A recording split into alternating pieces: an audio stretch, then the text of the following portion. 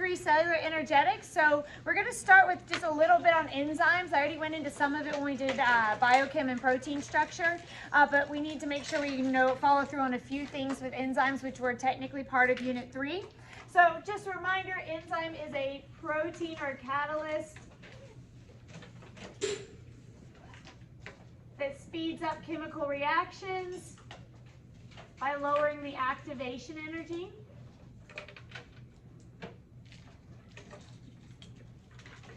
And the activation energy is the amount of energy needed to start the reaction. So they make it happen more quickly by enabling it to get started faster. Usually they do that by breaking the bonds in the substrate. So they help break kind of the existing bonds in the substrate. And if that's already done, then it kind of speeds the process along. So basically they're going to be in charge of helping substrates turn into products.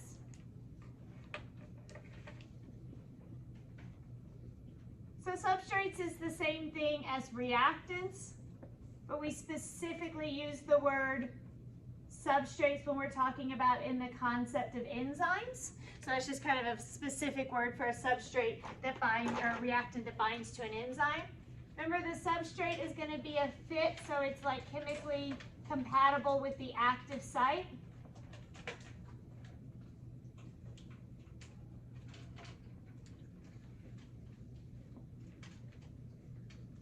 So the active site is going to be a place on the protein that has certain kind of grooves caused by the folding from the R groups, and the kind of folds of those is what enables the actual substrate to fit and connect there. So it helps the substrate turn into products. The reaction will slow down as the substrate gets used up. So the reaction rate will start fast,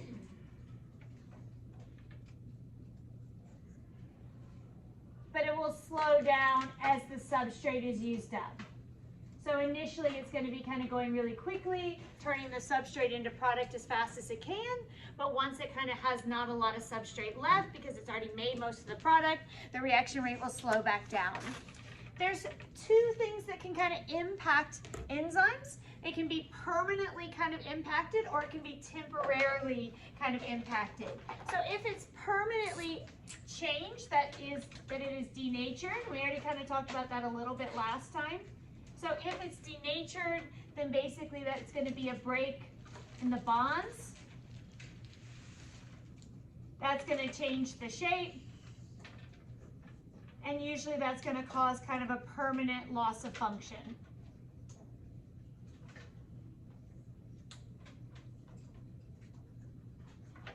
And so that's generally going to happen due to any sort of extreme environments.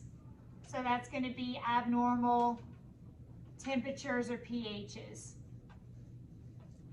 So denaturing is kind of an unintentional thing. So denaturing is generally bad because we're losing kind of the function long term. What's kind of more beneficial is to have the ability to kind of turn enzymes on or off to kind of regulate them, and that's done with inhibitors. So inhibitors is something that kind of temporarily impacts the function of an enzyme.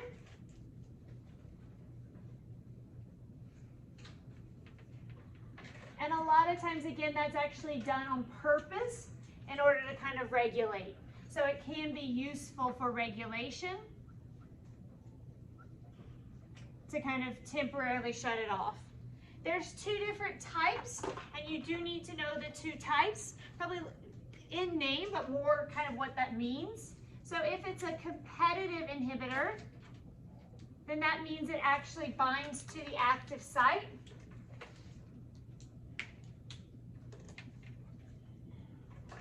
And those also can kind of be reversed by increasing the substrate concentration. So they are competing.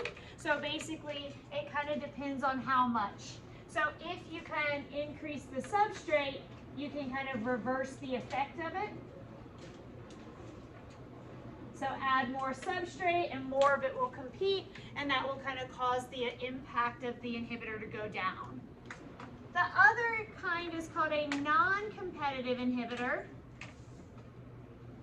And in this case, instead of binding to the active site, it binds to another site called the allosteric site. You do need to know that word. And when it binds to the allosteric site, that will usually change the shape of the enzyme. And that will therefore kind of cause the active site to not be available to the substrate at all. So generally, non-competitive inhibitors are kind of worse because they're going to kind of change the shape of the active site, and they're going to just kind of permanently keep it out, and there's no way to reverse that. So increasing the substrate has no effect on a non-competitive inhibitor because the active site has changed shape, so adding more substrate is not going to do anything. So generally, non-competitive inhibitors are a little bit more dramatic in their effect because of the way in which they work. Okay, so that's kind of everything I felt like we needed to go back over for enzymes. I think most of it's pretty straightforward because of everything we covered with proteins anyway.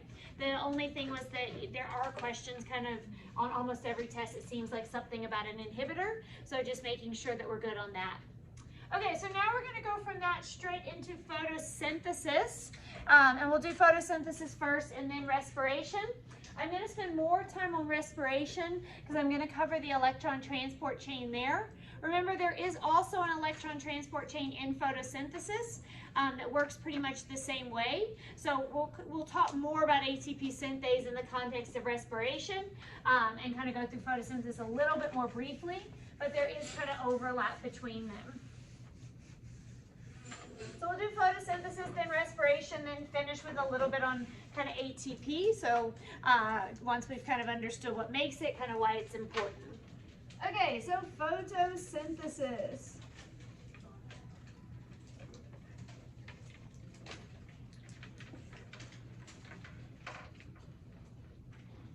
Okay, so in photosynthesis, we're basically taking carbon dioxide and using it to make glucose. And when you make glucose, you're creating a solid from basically a gaseous form. So that's always going to cause a mass gain. So there's several questions that relate to that. So you would know that a plant has actually been successfully photosynthesizing if you see evidence that it has gained mass. Just like if I weighed you before and after your dinner, you would gain mass because you took in food. So they create food from kind of inorganic materials. So that would result in kind of a mass gain as well. Photosynthesis is done in any sort of autotrophic organisms, but we're going to specifically focus on eukaryotes because they use chloroplasts. So prokaryotes also, lots of bacteria have the ability to photosynthesize. They're going to use chlorophyll still, but they're going to use their cell membrane, and you do not need to know kind of how they go about it. So your emphasis just needs to be on how does it happen in eukaryotes that have a chloroplast. And it is a two-step process. So step one is going to be the light dependent reactions.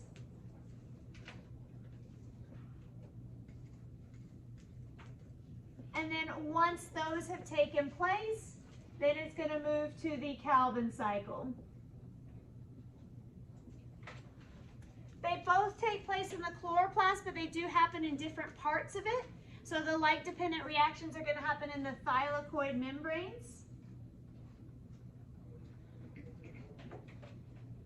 So those are the little stacks. That's what your cookies were supposed to have on them, with little thylakoid membranes. The Calvin cycle instead takes place in the stroma, which is just the area in between the stacks. Okay, so I'm going to go through kind of summarizing it and kind of almost do it in paragraph form just because I don't actually want to draw a complete diagram of either, but just kind of go through the key events, so not in tons and tons of detail. So with the light-dependent reactions, it's going to start with water, and water is going to donate two things. So it's going to donate the protons and the electrons.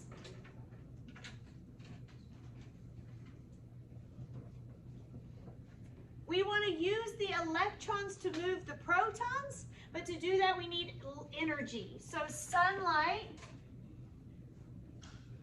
which is going to be captured by photosystems,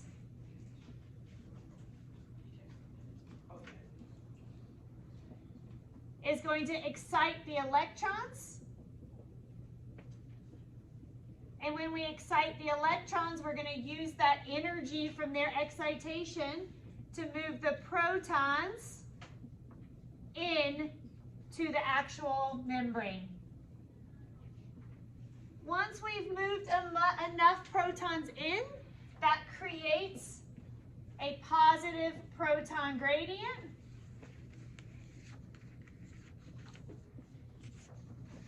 The positive proton gradient activates ATP synthase.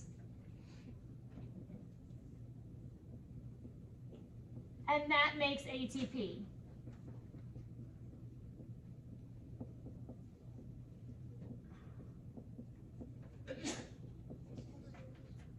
So we'll draw an ATP synthase and positive proton gradient when we get to respiration.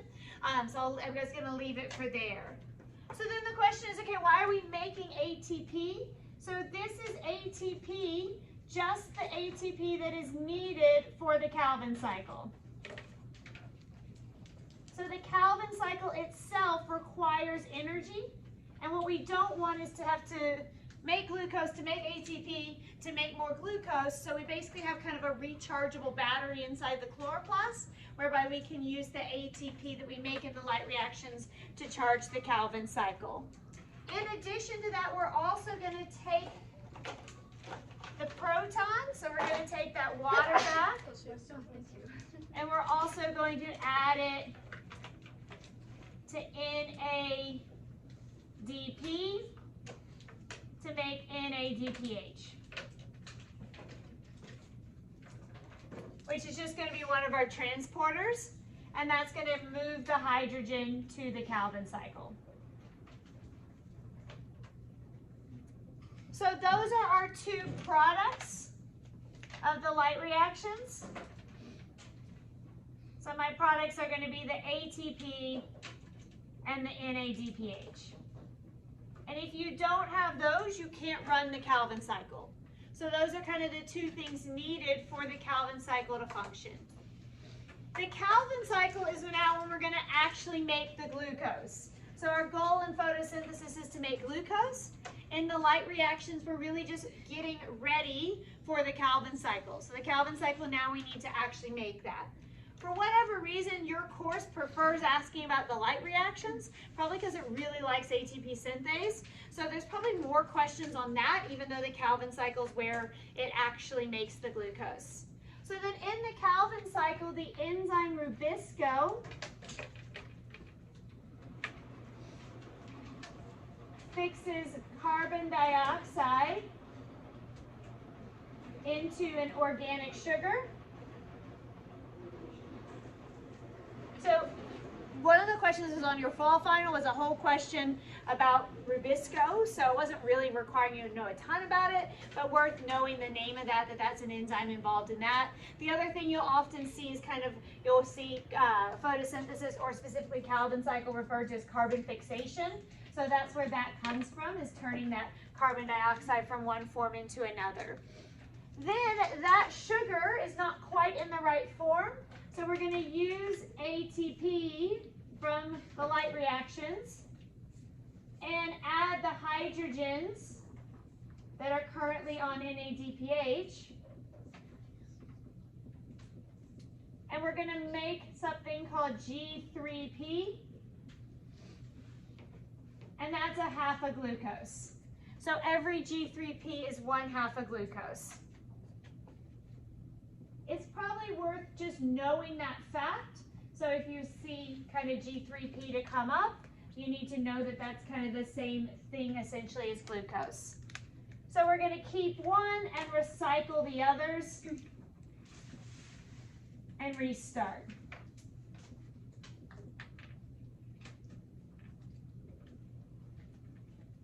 So I'm not going into a lot of details about Calvin cycle. I just want you to know it's carbon fixation, changing it from carbon dioxide to a sugar, that it relies on the light reactions, relies on an enzyme. That's probably about the extent of what I think you would need to know. And so the product of 2 rounds of Calvin cycle, so every glucose actually requires 2 Calvin cycles, is going to be 1 glucose. And just a reminder, if you don't know this, the formula for glucose is C6H12O6. So you need to kind of be familiar with that formula. The other product that is important is to always keep up with your waste products, because sometimes a question will kind of assess kind of the rate of photosynthesis by the rate of the waste that's formed. So in both of these, oxygen is given off as a waste. Here the oxygen comes from the water. So when we take the hydrogen off the water, we don't need the oxygen anymore. So it's given off as a waste. And then here we make more oxygen as a waste, because we really don't need that much oxygen from the carbon dioxide. We really want the carbon. And so we can actually get rid of some of the oxygen. So in both of these 2 processes, oxygen is given off as a waste product. Last thing I want to kind of talk about briefly on photosynthesis, and that will relate as well to the mitochondria, is these chloroplasts and these thylakoid membranes. So the thylakoid membranes are stacked.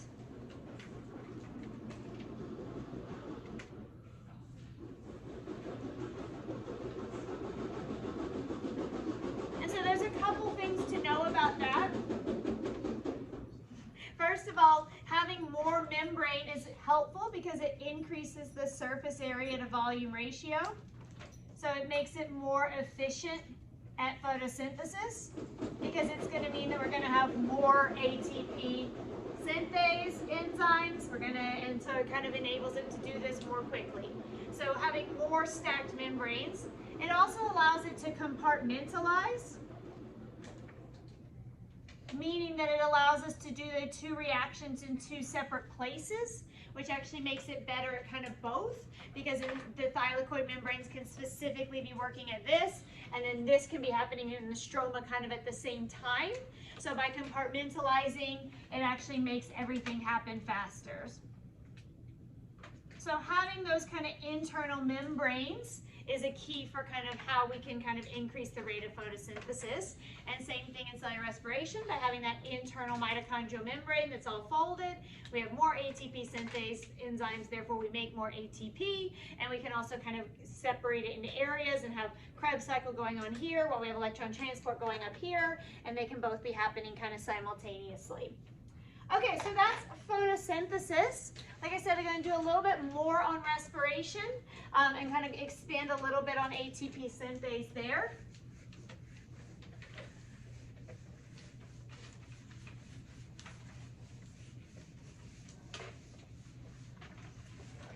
All right. Should we start on the back part? I still had a bit of space, but I had also some left over on the back. So if you want to move to the back, you can. You can probably get aerobic and anaerobic in on this side and then flip over.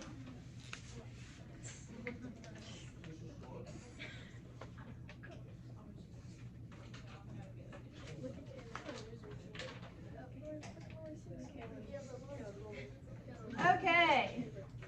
So cellular respiration is going to be the process now of breaking down glucose.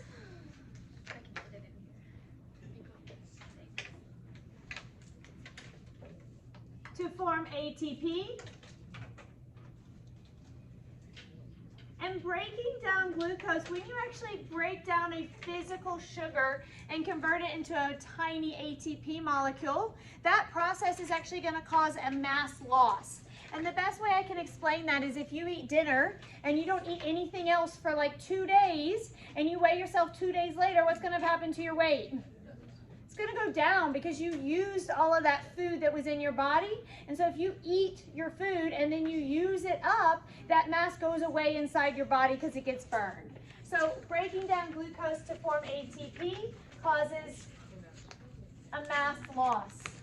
Yes, it does. There's just a couple of questions where I've seen it come up where it wants you to say, if the plant gained mass, that means that photosynthesis was occurring. If the plant lost mass, that means respiration was occurring. So making you make that association between mass and those two processes. So I thought it was worth mentioning that. Like an FRQ or like a Multiple choice. Okay. So there was like a weird question. I think it showed up on like 2 different practice tests where it's like, this plant lost mass, why? And you had to say, well, even though, because it wasn't photosynthesizing, but it was still doing respiration. Okay, so then there are 2 types of respiration. So there's only just the one type of photosynthesis, but we do actually divide this into 2 different types, which is aerobic and anaerobic.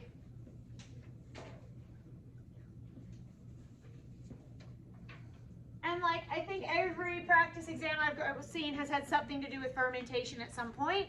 So definitely something you need to know about this distinction. So the key is aerobic respiration is going to require oxygen.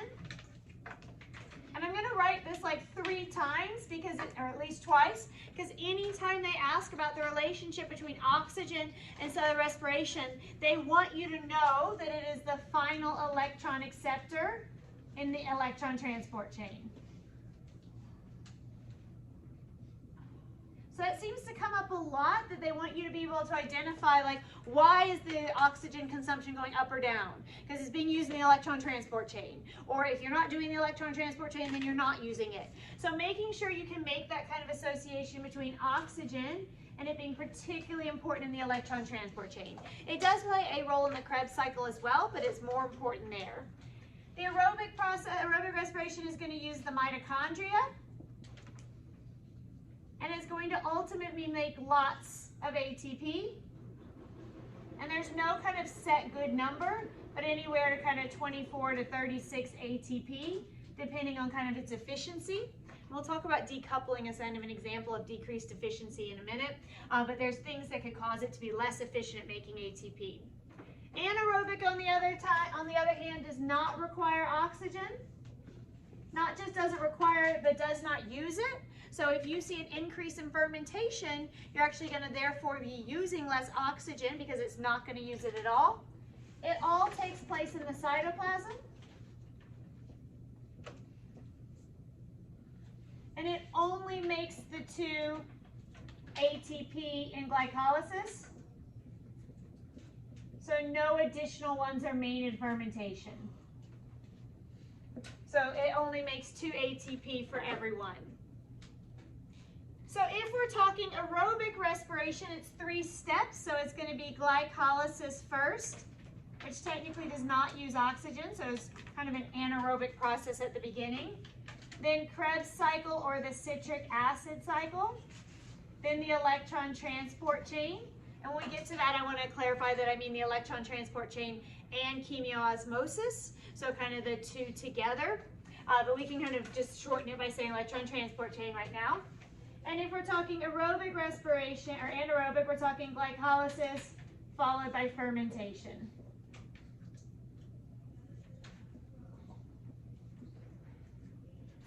One other thing I want to clarify here is that I made this point of saying that cellular respiration breaks down glucose.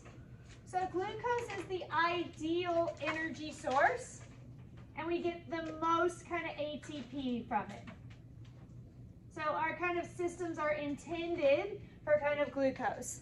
Having said that, we can also get ATP from fatty acids or from amino acids. They just enter the pathway later.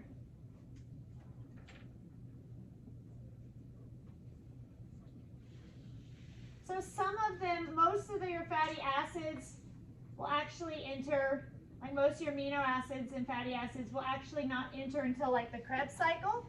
So they might enter at the Krebs cycle but not go through glycolysis. Glycolysis is glucose splitting. So a lot of times they'll kind of go through a different kind of pathway to get ready to go into Krebs cycle. So they'll form citric acid a different way. So you don't necessarily need to know how, but you do need to just know that glucose is not the only thing that we can get energy from, and that you need to know that it won't necessarily be an identical pathway, and they may enter at a different point and go about it a slightly different way. Okay, so I want to do, I crammed it in here, but like I said, I had plenty of space on the back, so if you want to go ahead and move on to the back, you can. But I do want to just quickly do a little bit on fermentation, and I'll put it down here on my board, and then we'll do aerobic respiration on the back.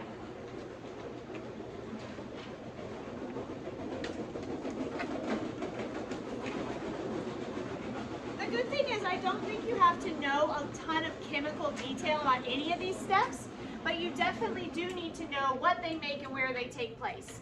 So that's probably the key thing. So if there is no oxygen available to do the electron transport chain, then you're going to have to do something else. And we'll kind of look at that in just a second. And so you're going to do some sort of fermentation. And there's two different types. So there's lactic acid fermentation.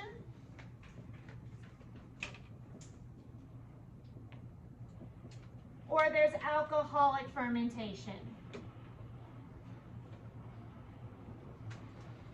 There's more questions more likely to be on alcoholic fermentation because that's what we do, and that's actually just more common, and it's also reversible.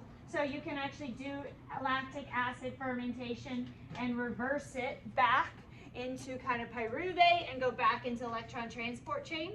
So it's generally kind of a superior fermentation process for that reason. So it gets asked probably about a bit more often. So let's look at kind of why we have to do fermentation, because they love to make sure you understand the purpose of it. So glycolysis makes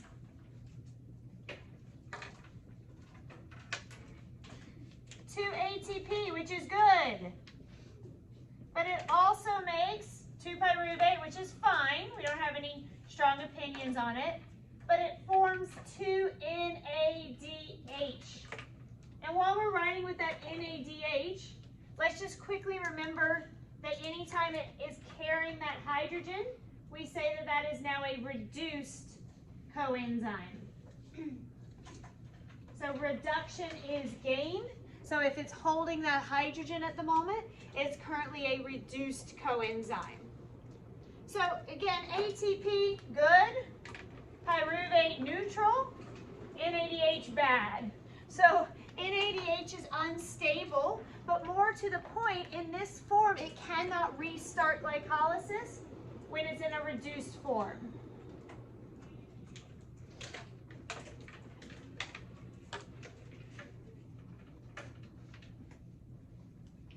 So when it's in this reduced form, it kind of causes the cell to kind of stop, and that means it can't go back into starting glycolysis, which means it can't make any more ATP.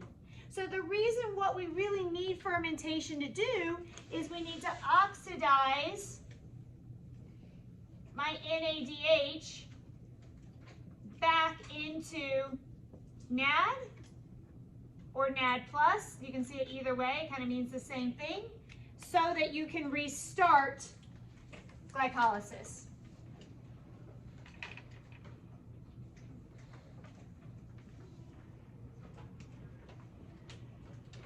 So we need to make sure that we go back to having NAD so we can go back in and restart glycolysis. So that's the purpose of fermentation, is to oxidize NADH. The way we do that is by basically taking that hydrogen and adding it onto pyruvate and making that into either lactic acid or ethanol. So we're going to take that pyruvate, take that hydrogen, add it to the pyruvate, and ta-da, now we have a lactic acid product instead, and we can restart glycolysis. Lactic acid is not ideal because it is acidic. And if it is acidic, what does that mean it's doing to the pH of your body? Decreasing your body's pH, which is not ideal. So that's why lactic acid fermentation is also reversible, because you don't want to just keep that lactic acid in your body. It will be harmful. So if you do develop oxygen, get oxygen later, you're going to take that oxygen, turn your lactic acid back into pyruvate, and then continue on through the electron transport chain to make more energy and also remove having that waste product. Okay, so that's kind of the overview. Now I want to specifically specifically look at aerobic cellular respiration and particularly spend a little bit of time on electron transport chain and chemiosmosis because those are also playing a role in photosynthesis.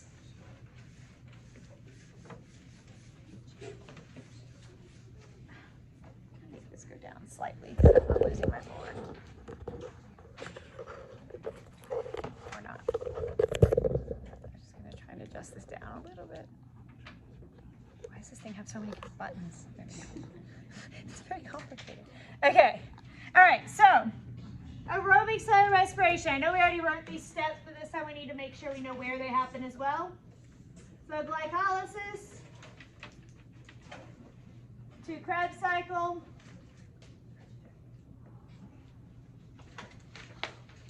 To, and this time I want to clarify, electron transport chain plus chemiosmosis. So the electron transport chain is actually just the part that moves the electrons. The actual making of it then is actually happens in chemiosmosis. Another term you can see for these together is oxidative phosphorylation. So a lot of times they'll actually let you use kind of electron transport chain or oxidative phosphorylation interchangeably like on an FRQ. So just if you see those terms, that's an overall term for it. Okay, so where do they take place? So glycolysis is going to happen in the cytoplasm. Krebs cycle, now we're going to be moving into the mitochondria. So the Krebs cycle is going to happen in the matrix, which is the inside, the squiggles of the mitochondria.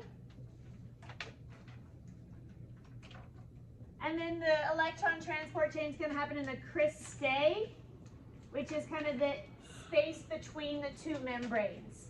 So sometimes you'll see it also as the intermembrane space, which is literally what it sounds like, the space between two membranes. There is often at least one question that's just straight location, and that's a good question, so we want to make sure you get that one right. Okay, so I'm not going to go into any detail on either of these two stages other than products. So you do need to know your products. So in glycolysis, you're going to start with 1 glucose, and you're going to end with 2 pyruvate, which is just a half a glucose basically, 2 NADHs, and 2 ATP. Of course, your 2 ATP are important. That's kind of your goal product. And a couple of things to know. First of all, that sounds simple, but this is actually a 10-step process. I think it was actually the first practice test, which you already did on your fall final, but it had some elaborate picture of the 10 steps and then asked a bunch of questions. So you don't need to know the steps, but you do, I don't want you to be freaked out when you see them. And also it involves a lot of enzymes. So if something changes on one of those enzymes, it has an impact. The other thing is that this is a universal process that every living organism does, and it does it in a fairly similar way. So from an evolution standpoint, it plays a role in kind of common ancestry, and also in terms of phylogeny and cladograms. A lot of times they'll use some of the enzymes that are involved in glycolysis as a way of kind of checking for relatedness, since all species do it. Okay, so assuming we have oxygen, it will move therefore from here into the Krebs cycle. Krebs cycle is going to use a small amount of oxygen to form carbon dioxide, so it will only progress there if it has the oxygen. The whole goal of the Krebs cycle is to reduce lots of coenzymes.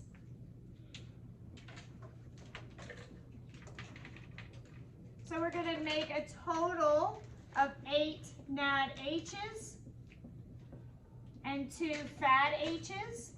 I don't see any situation where you have to know the exact number, so I just want you to know that you make a lot of them there. You are going to make some more ATP, and this is also where you're going to get rid of carbon dioxide.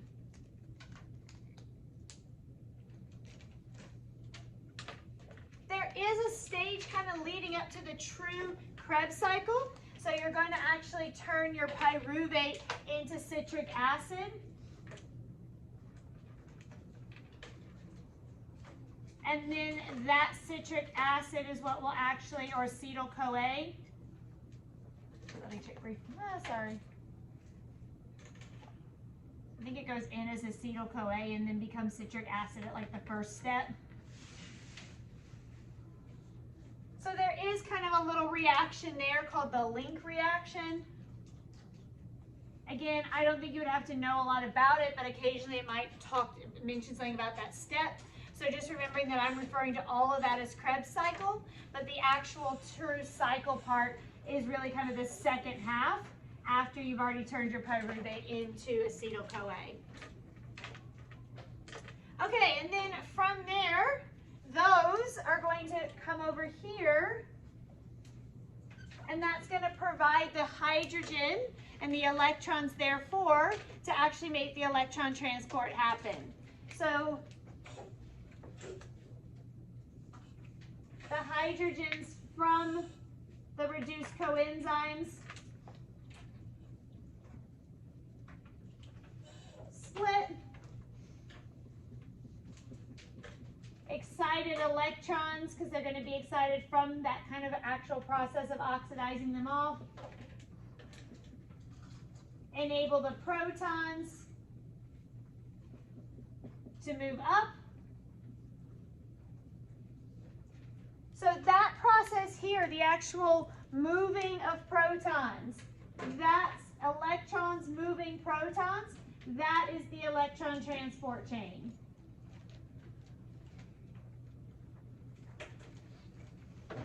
So true electron transport chain is up to that point. Then once enough of them have accumulated, the positive proton gradient turns on ATP synthase. The hydrogens move through it, and ATP is made.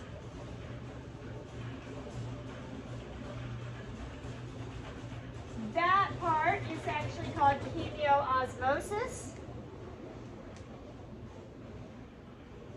So the process of hydrogens moving through chemioosmosis, which is just basically osmosis of chemical.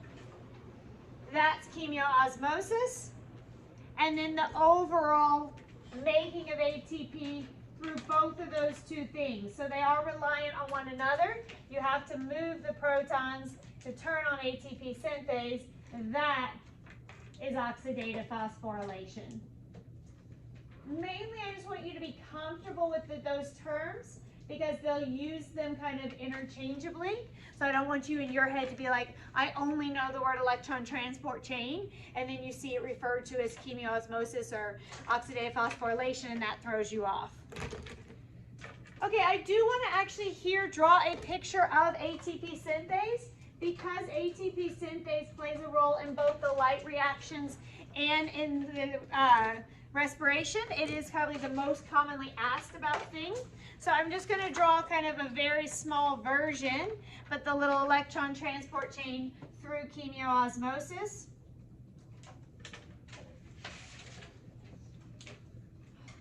Proton pump.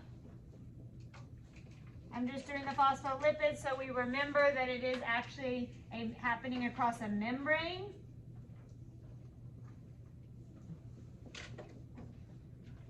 There are kind of 4 proton pumps, so I'm trying to draw it accurately, but that's not necessarily a detail you need. Here's my friend ATP synthase. It is an actual enzyme that's embedded in the membrane. Okay, so this is my mitochondrial, my inner mitochondrial membrane.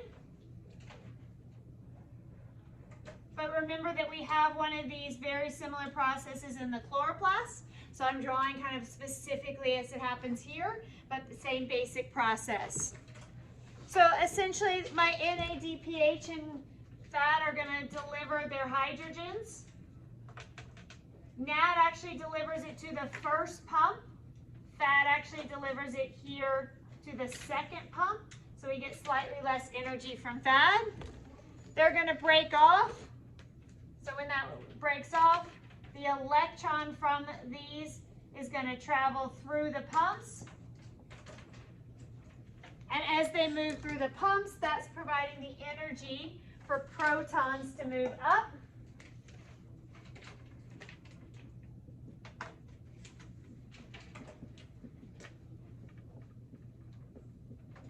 And eventually we're going to have so many protons up here that it's creating what we call a positive proton gradient.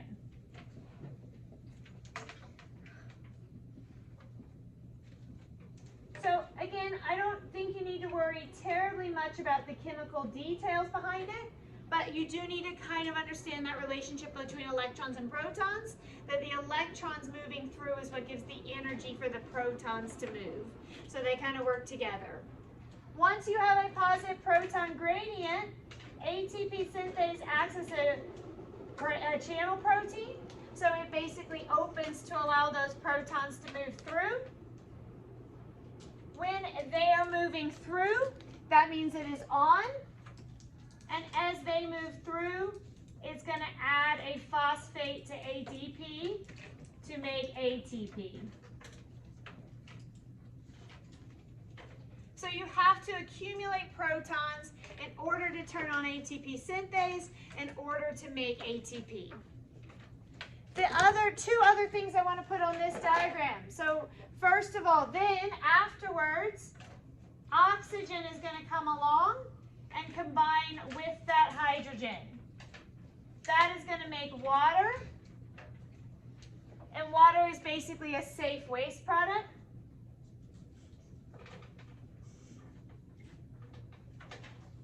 So we have to have the oxygen, otherwise a whole bunch of hydrogen would just build up and that would not be safe. So this is my final or terminal electron acceptor, which means once they've done their job and already made ATP, then they combine with oxygen, and that's how we actually finish the process. Other weird thing that kind of came up again in the energy unit that I just wanted to briefly mention is that some organisms actually use the proton gradient to make heat, but not ATP.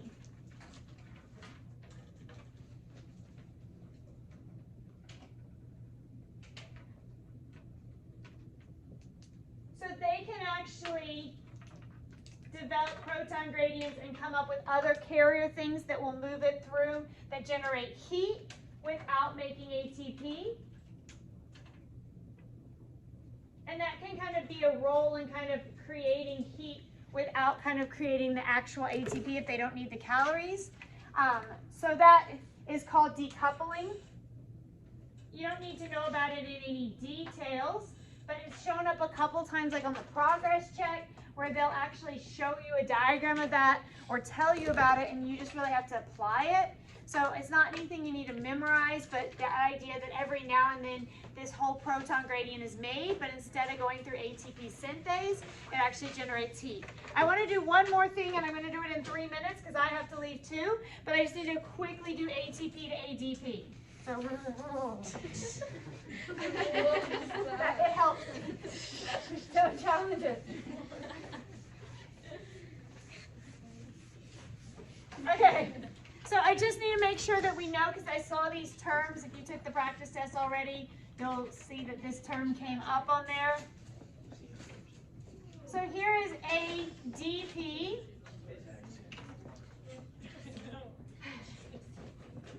And here is ATP. Obviously, the difference between them is that third phosphate. I just want to make sure you're clear on the words. So I think most of you understand the concept, but just the term. So anytime you turn ADP into ATP, that is called phosphorylation. And that just means adding a phosphate.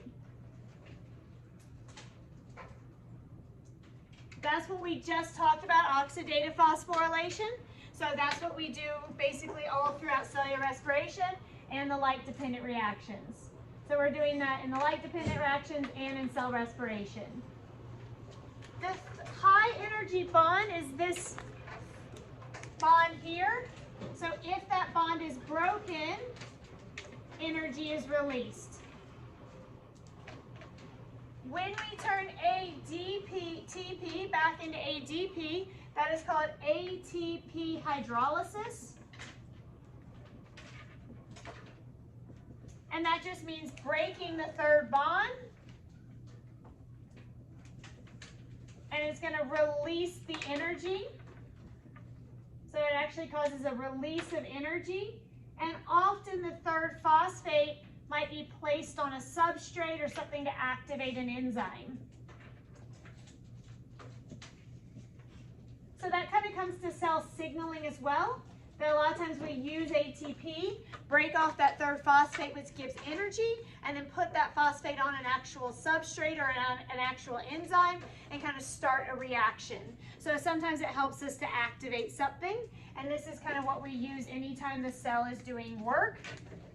But we can also see it happen in kind of reactions, signaling, anything like that.